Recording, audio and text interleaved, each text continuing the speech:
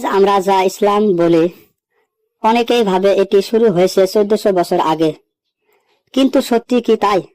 ইসলাম কি নবী মুহাম্মদ সাল্লাল্লাহু আলাইহি সাল্লাম থেকেই শুরু? চলুন ইতিহাস আর কোরআনের আলোকে সত্যটা জানি। ইসলাম মানে কি? ইসলাম মানে আল্লাহর প্রতি আত্মসমর্পণ। যিনি আল্লাহর পথে চলে, এক আল্লাহকে মানে, তিনি মুসলিম। তাহলে প্রশ্ন হলো, এই আত্মসমর্পণের ধর্ম আসলে কত পুরনো?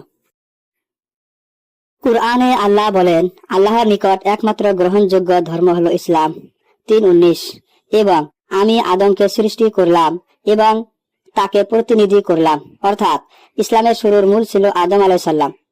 তিনি প্রথম নবী, তিনি প্রথম মুসলিম। এরপর আসলেন নূহ আলাইহিস সালাম।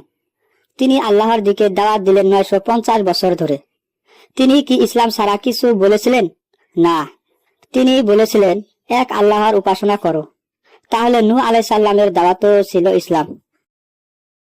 ইব্রাহিম আলাইহিস সালাম মিল্লাত ইব্রাহিম বলা হয়।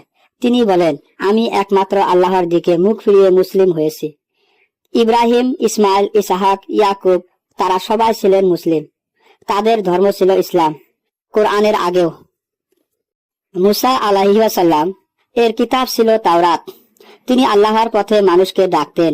তার বার্তা ছিল, আল্লাহ ছাড়া উপাস্য নেই, আমি তার রাসূল। এই তাওহীদ, এটাই তো ইসলাম, নতুন কিছু নয়, চিরন্তন সত্য। ঈসা আলাইহিস সালামের কিতাব ছিল ইনজিল। তার ধর্ম ছিল না খ্রিস্ট ধর্ম, বরং ইসলামের ধারাবাহিকতা। তিনি বলেছিলেন, আমার ও তোমার প্রভু এক আল্লাহ। সূরা মাইদা 5:72। তার কথাও ছিল ইসলাম। অবশেষে এলেন নবী মুহাম্মদ সাল্লাল্লাহু আলাইহি সাল্লাম। তিনি নতুন ধর্ম আনেননি, বরং পূর্ণতা দিয়েছেন। তার উপর নাজিল হয়েছে কোরআন, যা আগের সব কিতাবকে সত্যায়িত করে। তিনি ইসলামের চূড়ান্ত রূপ প্রকাশ করেন। আল্লাহ বলেন, এই কোরআন পূর্ববর্তী কিতাবের সত্যতা প্রমাণ করে। 10:37। ইসলাম ধাপে ধাপে এসেছে। আদম আলাইহিস সালাম থেকে শুরু হয়ে শেষ নবীর মাধ্যমে পূর্ণ হয়েছে। এই ধারাবাহিকতা বোঝা খুবই গুরুত্বপূর্ণ।